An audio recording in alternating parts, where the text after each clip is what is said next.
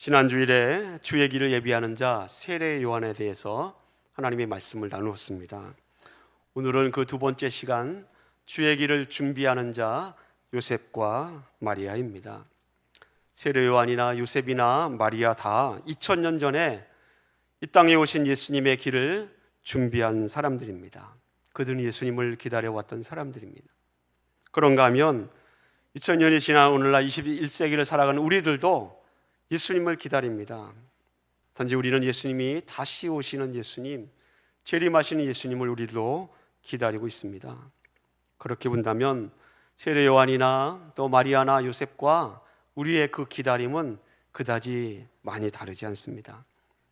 예수님에게 오시는 길을 준비하기 위해서 우리가 무엇을 해야 하는지 하나님께서 말씀 가운데 깨닫게 해주시는 성령의 은혜가 있기를 예수님의 이름으로 간절히 소원합니다. 여러분, 12월 달은 다른 어느 달보다도 생각을 많이 하는 달입니다. 지나간 1년을 돌이켜보면서 한 해를 이렇게 돌아보는 달이기 때문에 생각을 많이 합니다. 그런가 하면 돌아오는 2025년을 어떻게 살 것인가를 준비하면서 또 계획을 세우기 때문에 또 생각을 많이 하는 시기입니다. 생각하고 또 고민하고 그 가운데 깨달아진 것들, 그 깨달아진 것들을 학문으로 연구하는 것을 철학이라고 합니다. 그런데 사람들마다 누구나 한두 개쯤은 내가 인생을 이렇게 오랫동안 살아오면서 내가 깨달은 바, 나의 인생 철학이 각자 여러분 마음속에 한두 가지쯤은 아마 있을 것입니다. 나만의 가치관입니다. 나의 인생 철학, 내가 내 인생을 살아오면서 이것만은 내가 정말로 꼭 붙들고 살았던 나의 인생의 가치관이다라는 것들입니다. 어떤 누군가가 돈이 뭐가 중요해? 마음이 평안하는 것이 제일 좋지, 그렇게 말을 했습니다. 여러분, 이 말에 다 동의하십니까? 동의하지 않죠? 동의하시네요. 어떤 누군가는 동의하지만 어떤 누군가는 동의하지 않습니다. 아니야, 마음이 평안한 거 좋지만 내가 인생을 살아보니까 돈도 중요해, 그렇게 생각합니다. 모든 사람들이 다 동의하고 모든 사람이 다 인정한다면 그것을 보편적인 가치관이라 이렇게 말할 수 있습니다. 다 동의하기 때문에 그렇습니다. 그런데 남들은 동의하지 않고 나만 동의하는 가치관, 그것을 나만의 인생 철학 아닙니까? 그것을 다른 말로 표현한다면 개똥 철학이라고도 말할 수 있습니다. 근데 아무리 개똥 철학이라 할지라도 그 사람만이 갖고 있는 개인의 생각과 그 사람의 가치관을 건드리는 것은 이거는 금물입니다. 그래서는 안 된다는 것입니다. 자기의 신념, 그 사람이 살아오는 인간의 모든 인생의 가치관들, 이것을 건드리는 것은 결코 건드려서는 안 될 영린을 건드리는 것과 똑같기 때문에 그렇습니다. 예전에 몇 해 전인지는 모르지만 내용이 자세히는 기록되지 않지만 유명한 남자 배우 현빈이라는 사람이 왕으로 출연한 영린이라는 영화가 있었습니다. 혹시 보신 분도 아마 있을 것입니다. 이 영린이라는 단어는 춘추전국 시대에 한비자의 책에 영린지화라는 단어가 등장합니다. 이 단어와 함께 설명된 고사성어에 의하면 용의 몸에는 비늘이 81개의 비늘이 있다고 합니다. 근데 비늘이 다 같은 방향으로 있지 않습니까?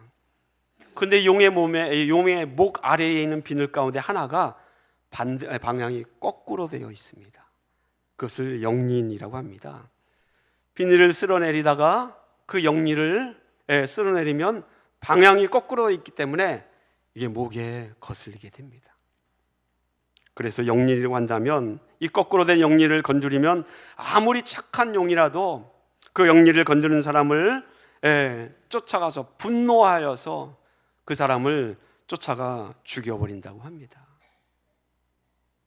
요즘 말로 영린이란 결코 건드려서는 안 될, 건드리면 순식간에 폭발해버리고 마는 그러한 분노의 스위치입니다. 발작 버튼입니다. 그 어느 때보다도 우리는 개인주의, 사생활이 아주 중요하게 강조되는 21세를 살고 있지 않습니까? 그렇게 본다면 내 생각, 내 가치관, 내가 살아왔던 나의 세계를 건드리는 것은 이거는 영린을 건드리니요, 금지사항입니다. 개인의 가치관뿐만이 아닙니다. 이 사회의 가치관도 마찬가지입니다. 그 국가가 가지고 있는 가치관도 마찬가지입니다. 그 사람이 누리고 있는 그 문화의 가치관을 건드리는 것 쉽지 않습니다. 오늘 주의 길을 준비하는 자 요셉과 마리아는 이 제목을 통해서 하나님의 은혜를 나눌 때에 이런 생각을 전제로 하겠습니다. 가치관을 뜯어 고치기가 결코 쉽지 않다. 그 전제 가운데 하나님의 말씀을 여러분과 함께 나누기를 원합니다. 예수님은 인간의 몸으로 오셨지만 결코 평범한 인간은 아니셨습니다. 오늘 본문 가운데 그 내용이 기록되어 있습니다. 21절 말씀은 아들을 낳으리니 이름을 예수라 하라. 이는 그가 자기 백성을 그들의 죄에서 구원할 자다라고 표현하고 있습니다. 여러분, 마국간에서 태어난 아기가 태어나기 전에 자기 백성을 갖고 있습니다. 평범한 사람입니까? 평범한 사람이 아니죠. 마국간에서 태어난 아기가 이 세상 자기 백성을 죄에서 구원할 구원자라고 그렇게 표현하고 있습니다. 주님은 결코 평범한 분이 아니셨습니다. 예수님께서는 이 구원의 사명을 감당하시기 위해서 이 땅에 오셨습니다. 그렇기 때문에 인간이셔야만 했습니다. 그리고 동시에 사람들의 죄를 완벽하게 씻어낼 수 있어야 했기 때문에 예수님은 또한 신이셔야만 했습니다. 신학적인 표현으로 100% 하나님이시고 100% 인간이셔야 했다라는 것입니다. 그렇기 때문에 하나님께서 이 땅에 오신 인카네이션, 하나님이 인간의 몸을 입고 이 땅에 오시는 성육신이 하나님께서 택하신 구원의 방법 가운데 첫 번째 방법이었습니다. 이 땅에 오셨습니다. 바울은 빌립보서의 예수님의 성육신을 빌립보서 2장에 이렇게 표현하고 있습니다. 그는 근본 하나님의 본체시나 하나님과 동등됨을 취할 것으로 여기지 아니하시고 오히려 자기를 비워 종의 형체를 가지사 사람들과 같이 되셨고 사람의 모양으로 나타나사 자기를 낮추셨다라고 성경은 기록하고 있습니다. 하나님께서 자기를 낮추면서까지 이 땅에 사람의 몸으로 오신 이 성육신의 사건, 하나님께서 인간을 위해서 선택하신 하나님의 방법입니다. 그런데 이 성육신의 방법, 이 하나님에게 이 구원의 첫 번째 이 첫 단추가 잘 끼워지기 위해서는 넘어야 할 장벽이 있었습니다. 그 장벽이 무엇인가 하면 이 성육신의 사건을 이 땅에서 가장 먼저 받아들이고 그리고 경험해야 할 사람, 바로 마리아와 요셉입니다. 그들이 이 하나님의 계획을 받아들이지 아니하면 그 첫 단추가 잘 끼워지지 않을 것입니다. 세례요한도 주님의 길을 예비했습니다. 요셉과 마리아도 그 길을 준비했지만 세례요한이 한 준비와 이 요셉과 마리아가 준비한 것은 상황도 다르고 결이 완전히 다릅니다. 요셉과 마리아가 자기들이 살아왔던 그 인생의 가치관을 뛰어넘지 않고서는 성육신이라는 이 하나님의 방법을 그들이 받아들일 수 없었을 것입니다. 요셉과 마리아가 지금까지 지내왔던 관습이 있지 않습니까? 또 습관도 있습니다. 유대인으로서 계속 지켜왔던 전통들도 있습니다.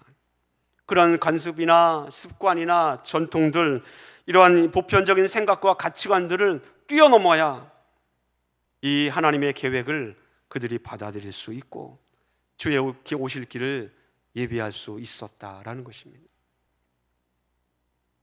오늘 본문에 등장하는 첫 번째 가치관의 문제는 바로 마리아에게서 발견됩니다.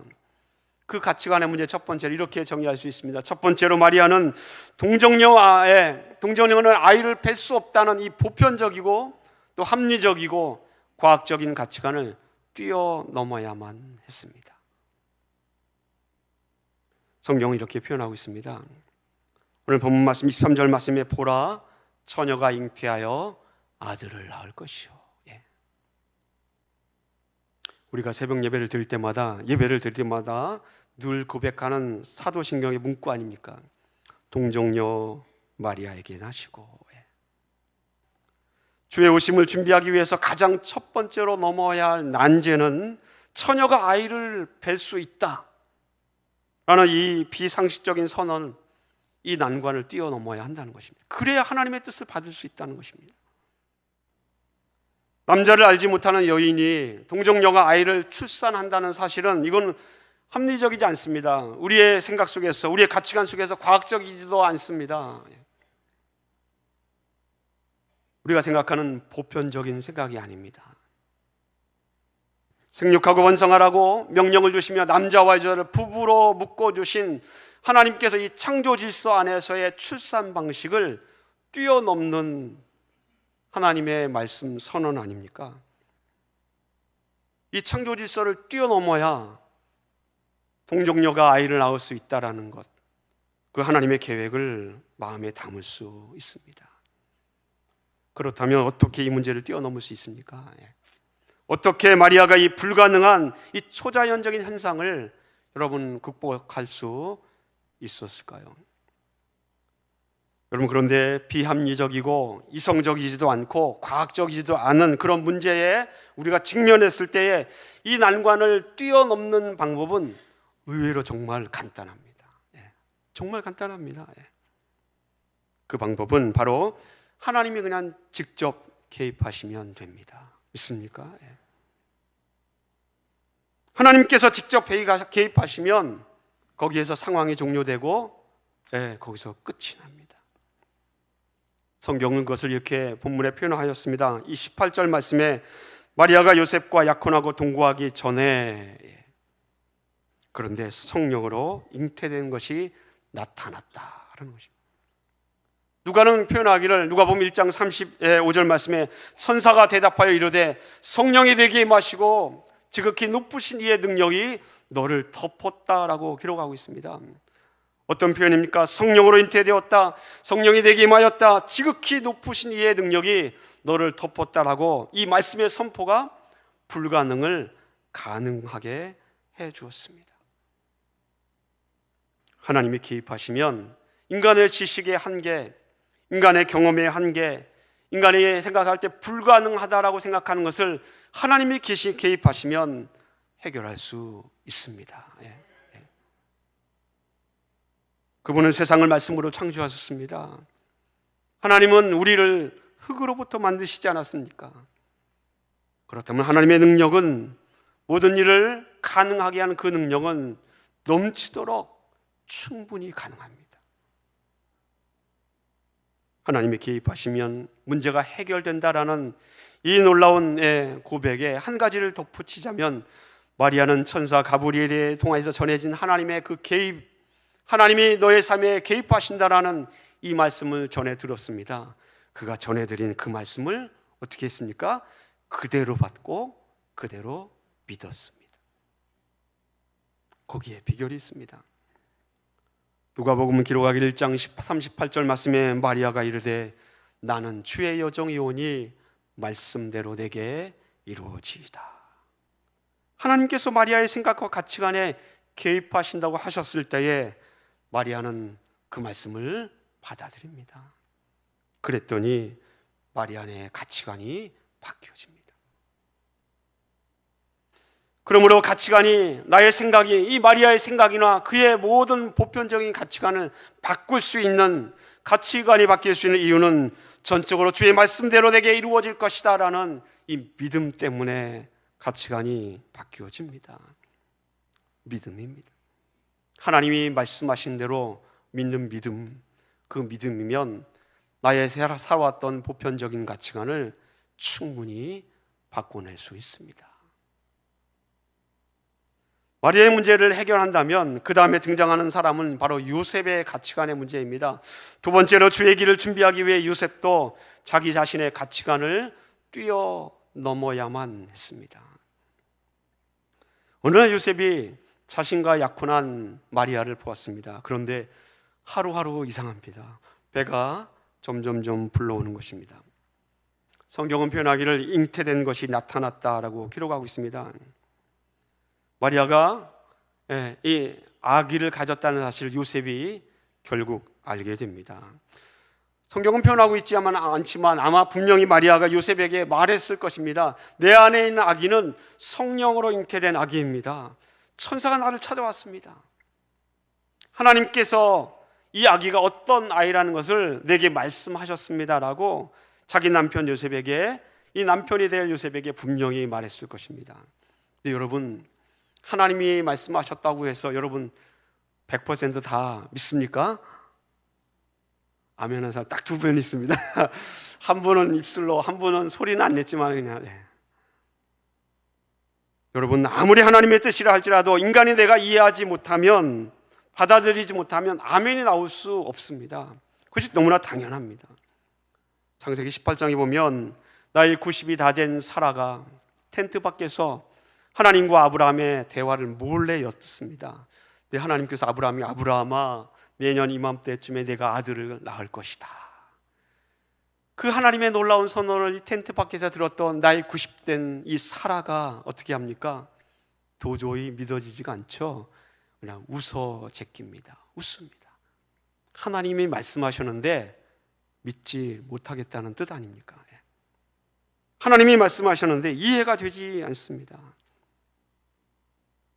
요셉이 마리아의 자초지종을 들었을 때에 그가 하나님의 뜻을 다 믿고 이해하는 것 쉬웠을까요? 아닙니다. 다 이해했다고 한다면 이것은 거짓말일 것입니다. 요셉의 가치관 속에서, 요셉이 갖고 있던 출산의 방식에서 동정녀가, 남자를 알지 못하는 동정녀가 아이를 뵌다는 이 사실은 요셉이 살아왔던 모든 조상대들로부터 한 번도 들어보지 못한 초월적인 사건 아닙니까? 한 번도 경험해보지 못하고 어디서부터 한 번 듣도 보지도 못한 사건입니다. 믿어지지 않습니다. 자기가 생각해왔던 그의 가치관을, 생각을 뛰어넘지 못하면 하나님의 말씀을 받을 수가 없습니다. 그래서 요셉은 어떻게 합니까? 19절에 보니까 가만히 끊고자 합니다. 유대 문화 속에서, 유대 문화 사람들의 가치관은 혼의 관계로 인하여서 임신했다라고 한다면 그것은 부정한 것입니다. 그러면 공개적으로 모욕해야 되고요, 그리고 사람들 앞에 공개되어서 돌에 맞아 죽어야 하는 것이 유대인들의 보편적인 가치관이요 관례입니다. 그래서 요셉은 가만히 끊고자 합니다. 흔히 가만히 끊고자 하는 것이 문제입니다. 왜 그런 거면 그냥 한글 성경으로 볼 때 가만히 끊고자 하면 아이를 지우려고 하나, 그렇게 생각할 수 있지만 영어 성경이나 헬라어 성경의 단어를 보면 그런 뜻은 아닙니다. 헬라어의 플로마이라는 단어는 노예나 죄인, 나에게 구속된 사람을 자유롭게 풀어주는 것이 바로 플로마이라는 헬라어 단어의 가만히 끊고자 하는 단어의 뜻입니다. 그렇게 본다면 이 남편 요셉에게 속한 마리아를 자유롭게 조용히 떠나 보내는 뜻입니다. 그걸 좀 더 심하게 표현하면 어떤 뜻입니까? 영어 성경은 아내와 이혼한다라고 NIV는 성경에 표현되고 있지만 다른 영어의 성경에는 아내를 버린다라고 표현되어 있습니다. 또 다른 성경에는 파혼하고 그냥 떠나 보내는 것으로 표현되어 있습니다. 가만히 끊고자 하는 것은 비록 아예 아내를 치부를 드러내서 모욕을 주거나 돌에 맞아 죽게 하는 것은 아닙니다. 마리아를 그래도 사랑하여 그녀를 배려하는 것입니다. 그러나 거기에서 멈추는 것입니다. 아내로 삼고 같이 살려고 하는 것이 아니었습니다. 떠나보내고 결국 아이를 뵌 이 여인을 놓아준다는 것입니다. 버린다는 뜻입니다. 요셉은 성경의 말씀에 충분히 의로운 사람임은 분명합니다. 그는 거룩하고 하나님의 말씀을 신실하게 따랐던 사람입니다. 그럼에도 불구하고 그가 넘을 수 없는 가치관의 한계가 있었습니다. 남자가 여자에게 갖고 있는 보편적인 가치관입니다. 나와 결혼한 여자는 순결해야 되고, 그리고 어떻게 남자를 알지 못하는 여인이 아이를 뵐 수 있단 말인가? 이 가치관을 뛰어넘지 못하면 요셉도 하나님의 말씀을 받을 수 없다라는 것입니다. 하지만 이 하나님의 이 놀라운 사건이 요셉이 갖고 있는 가치관을 뛰어넘기는 너무나 한계가 많았습니다. 여러분, 요셉이 자기 가치관을 뛰어넘지 못하는 이유가 무엇입니까?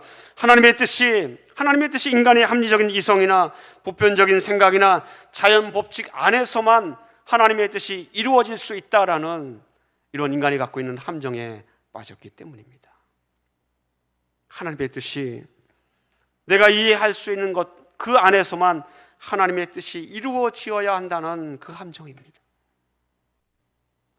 성경은 물론 우리가 살고 있는 모든 성경에 기록되어 보면 보편적인 생각이나 합리적인 이성이나 또는 이러한 모든 보편적인 가치관 안에서 하나님의 역사를 일으키고 하나님의 능력이 나타나는 사건도 성경에 많이 기록되어 있습니다. 그러나 정반대로 우리의 보편적인 가치관과 이성과 합리적인 생각을 뛰어넘는 전혀 반대의 경우들도 성경에는 얼마든지 많이 기록되어 있지 않습니까? 그 대표적인 사례가 바로 기적입니다. 하나님께서 말씀으로 세상을 창조하셨다고 성경은 기록하고 있는데 여러분 믿어지십니까? 말씀을 하니까 해가 생기고 말씀을 하니까 바다가 생기고 말씀으로 세상을 창조하신 하나님, 그 말씀을 여러분 믿으십니까? 이건 사람의 생각의 한계를 뛰어넘는 선언 아닙니까? 이스라엘 백성 200만 명이 홍해를 가르고 200만 명이 그 홍해를 건넜다라는 것 이해가 되십니까? 10가지 재앙을 통하여 기적을 통하여서 그 강박했던 바로가 마음을 열어서 하나님의 백성을 놓아주었다는 것 이해가 되십니까? 하나님의 기적이 일어났더니 이스라엘 백성이 사는 고센 땅에만 해가 비치고 다른 데서는 껌껌했다라는 그런 기적의 사건들이 이해가 되십니까?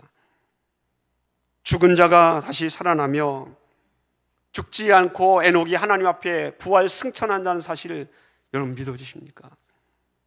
이 기적의 사건들은 인간의 가치관과 인간의 생각과 인간의 보편적인 그런 생각들을 뛰어넘어야 믿을 수 있는 사건들입니다. 성경은 세상의 보편적인 생각과 가치관을 뛰어넘는 수많은 사건들과 이야기들로 넘쳐납니다. 그렇기 때문에 하나님의 말씀을 읽고 그 말씀을 믿는다고 하는 성도가 인간의 생각과 가치관을 뛰어넘지 못한다면 어떤 경우에 있어서는 하나님의 세계, 하나님의 뜻을 놓치거나 볼 수 없을 수도 있습니다. 요즘 새벽기도 시간에 요한계시록을 묵상하고 있습니다. 현대의 모든 지상교회들이 숫자적인 교회의 부흥을 꿈꾸고 있습니다. 여러분, 숫자적인 부흥을 꿈꾸지 않는 교회가 지상교회가 어디 있겠습니까? 그런데 이상한 것은 교회의 부흥을 얘기하면서 동시에 이 시대는 말세라고 말합니다. 근데 여러분, 부흥이라는 단어하고 말세라는 이 두 단어는 서로 공존할 수 없는 단어입니다. 공존이 안 됩니다. 계시록에 나와 있는 그런 말세의 기록들을 보면 말세는 사람들이 믿는 자들이 부흥하는 것이 아니라 믿는 자들이 줄어든다라고 분명히 말씀하고 있습니다. 부모가 자식이 부모를 죽입니다. 그런 세상이 어떻게 정말로 기뻐할 수 있고 행복할 수 있는 세상입니까? 믿는 자들이 핍박을 당한다고 말합니다. 믿는 자들이 죽임을 당하고 어려움을 당합니다. 그런 때를 말세라고 말합니다. 우리가 말세라고 말하면서 와, 부흥이 있겠지라고 생각한다면 성경과 맞지 않는 말 아닙니까? 여기에는 하나님께서 말씀하신 부흥이나 그리스도인의 죽음에 관한 또 다른 성경적인 가치관의 정립이 필요할 것입니다. 악이 승리한다는 것, 열심히 하나님을 믿는 신실한 성도들이 어려움을 겪고 핍박을 받는다는 것, 이건 보편적인 우리의 생각이나 행복이나 복을 추구하는 세상적인 가치관으로는 이해가 되지 않는 사건들입니다. 하나님을 잘 믿고 있는데 어떻게 그런 일을 당하며, 하나님을 잘 믿고 있는데 어떤 그런 질병에 걸리며, 하나님을 잘 믿고 있는데 어떻게 그렇게 끔찍한 사고를 당하는가라고 생각한다면 이것은 한쪽에 치우친 신앙적인 가치관의 함정에 빠져 있는 것과 다를 바가 없습니다. 여러분, 믿는 자는 항상 승리해야 됩니까? 믿는 자는 항상 축복을 받아야 합니까? 믿는 자에게는 항상 좋은 일만 이루어야 됩니까? 믿는 자에게는 끔찍한 사고가 일어나지 않아야 합니까? 믿는 자도 끔찍한 사고를 겪을 수 있습니다. 물론 성경은 하나님께서 우리를 지켜주시고 보호해 주시고 우리를 승리케 하신다고 말씀하고 있습니다. 히브리서에 등장하는 수많은 믿음의 선진들을 보면 그들은 승리를 경험하고 하나님의 축복을 경험합니다. 아브라함이, 모세가, 요셉이, 다윗이, 선지자들이 하나님의 놀라운 축복, 비전을 보고 은혜를 그들이 깨닫습니다. 근데 그 과정에 그들이 고통이 없었습니까? 아닙니다. 눈물을 흘리고 고난을 받았던 고통의 시절이 다 있었습니다. 그런데 히브리서에 기록하고 있는 말씀을 보면 어쩜 우리가 다 인정하기 싫어할지 모르지만 이러한 축복과 승리 외에 다른 부분도 성경은 말하고 있습니다. 히브리서 11장 36절과 37절의 표현에 보면 우리가 원치 않은 일들을 말하고 있습니다. 믿음을 잘 지키고 믿음으로 살아오는 이 성도들이 당하는 일들입니다. 성경은 믿음을 잘 지킨 사람이 조롱을 당하고 믿음대로 사는 사람이 채찍들을 당하고 옥에 갇히고 시련을 당하는 것만이 아니라 믿음대로 사는 사람이 원치 않은 죽음까지 당한다고 기록하고 있습니다. 나는 믿음을 잘 지켰는데 축복받고 건강하고 기쁨으로 넘친다고 생각했는데 전혀 그렇지 않습니다. 잡혀서 쳐 죽임을 당하거나 톱으로 켜서 죽임을 당하거나 칼로 죽임을 당하고 동물의 가죽을 뒤집어 쓰고 순교를 당하거나 궁핍을 당하고 환난을 당하고 박해를 당한다고 히브리서 11장 36절 37절은 분명히 기록하고 있습니다. 여러분, 이해가 되십니까? 난 믿음을 잘 지켰는데. 우리 성도들 가운데 누가 갑작스럽게 어려움을 당하면 혹시 저 사람 믿음이 잘못된 것 아닌가? 혹시 그렇게 생각하지는 않습니까? 성경은 우리에게 소위 우리가 좋다라고 느끼는 것들, 축복이라고 생각하는 것들, 그런 그것을 뛰어넘어야 하나님의 뜻과 하나님의 생각들을 깨달을 수 있다고 우리에게 도전하고 있습니다. 세상적인 가치관, 내가 갖고 있는 생각들, 나의 생각들을 뛰어넘어야 하나님의 뜻을 받아들일 수 있습니다. 요셉이 이게 참 힘들었습니다. 아이를 모른다고 하는 자기 약혼한 마리아가 아이를 가졌다고 그러는데 이해가 잘 안 됩니다. 성령으로 잉태되었다고 하는데 그게 믿어지지가 않습니다. 그래서 어떻게 합니까? 이 가치관을 하나님께서 바꾸시기 위해서 하나님께서 결국 요셉의 가치관과 생각에 개입하십니다. 그리고 요셉에게 마리아에게 했던 것과 같이 천사를 보냅니다. 오늘 본문 말씀 20절은 이렇게 기록하고 있습니다. 이 일을 생각할 때에 주의 사자가 현몽하여 이르되 꿈을 꾸었다는 것입니다. 다윗의 자손 요셉아, 내 아내 마리아 데려오기를 무서워하지 말라. 그에게 잉태된 자는 성령으로 된 것이라. 마리아처럼 요셉의 생각과 요셉의 가치관 속에 하나님이 개입하신 것입니다. 사랑하는 성도 여러분, 마리아도 그렇고 요셉도 그렇고 하나님의 천사를 통하여 하나님의 뜻을 전해 듣습니다. 그리고 전해 들은 하나님의 말씀을 그대로 믿음으로 받습니다. 누가는 이렇게 요셉의 믿음을 이렇게 기록하고 있습니다. 마태복음 1장 24절 말씀에 요셉이 잠에서 깨어 일어나 주의 사자의 분부대로 행하였다라는 것입니다. 꿈꾸기 전에는 받아들일 수 없었으나 꿈을 꾸고 천사의 소리를 듣고 나서는 하나님의 계획을 그가 받아들인 것입니다. 사랑하는 성도 여러분, 하나님께서 요셉의 가치관, 그의 생각, 그의 삶 속에 개입하셨고 이 하나님의 개입 때문에 요셉도 그리고 마리아도 자기가 살아왔던 생각, 자기의 가치관을 바꿀 수 있었습니다. 여러분, 가치관을 뛰어넘어야 합니다. 그래야 하나님이 말씀하신 것을 그대로 받을 수 있습니다.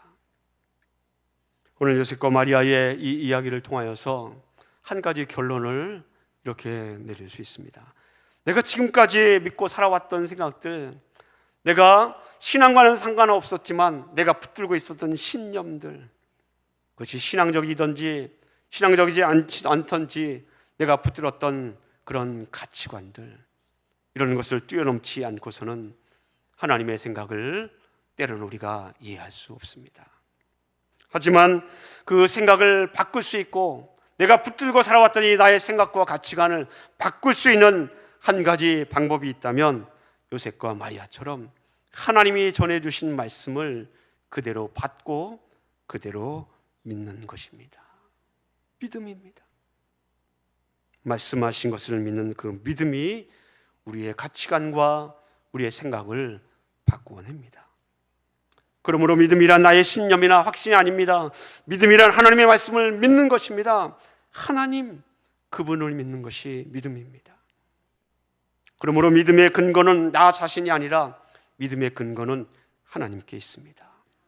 믿음의 근거가 하나님께 있기 때문에 믿음이 나를 바꿀 수 있는 것이고 나의 생각과 가치관을 바꿀 수 있는 것이고 세상을 이길 힘이 이 믿음 속에 있음을 여러분 믿으시기를 예수님의 이름으로 축원을 드립니다. 사랑하는 성도 여러분, 박해를 당하고 고난을 당하고 어려움 가운데 있었던 이 그리스도인이 당하게 될 마지막 때의 그 징조를 앞두고 사도 요한이 성도들에게 격려하고 위로하면서 이러한 말씀을 남겼습니다. 계시록 14장 12절의 말씀입니다. 우리 한번 다 같이 읽겠습니다. 성도들의 인내가 여기 있나니 그들은 하나님의 계명과 예수에 대한 믿음을 지키는 자니라. 아멘. 아무리 고난이 있다 할지라도 어려움이 있다 할지라도 그것을 견딜 수 있는 것이 무엇입니까? 그 인내의 근원이 되는 것은 하나님의 말씀 그 계명과 예수 그리스도에 대한 믿음입니다. 다시 오실 예수 그리스도, 2000년 전에 유대 땅에서 많은 사람들이 예수님의 그 초림을 기다렸다면 2000년이 지난 21세기를 살고 있는 우리 구원받은 성도들은 다시 오실 예수 그리스도, 재림하실 예수 그리스도를 기다리고 있습니다. 누가가 남긴 이 성탄의 시즌에 가장 위대한 누가의 표현이 있지 않습니까? 땅에서는 기뻐하심을 입은 사람들 중에 이 예수님의 탄생이 평화다라는 것입니다. 하나님의 말씀 앞에 여러분의 생각과 가치관을 뛰어넘어서 하나님의 말씀을 받을 수 있는 믿음의 결단이 있기를 간절히 소원합니다. 그 하나님의 말씀과 예수 그리스도에 대한 믿음을 지키는 성도, 그 성도가 내 가치관과 내 생각을 뛰어넘는 하나님의 뜻, 성탄의 주인으로 오신 예수 그리스도의 그 놀라운 이 땅에 오심을 우리가 믿음으로 받고 깨닫고 하나님 안에서 인생을 살아낼 수 있으리라 믿습니다. 그런 성도가 되기를 예수님의 이름으로 축원을 드립니다.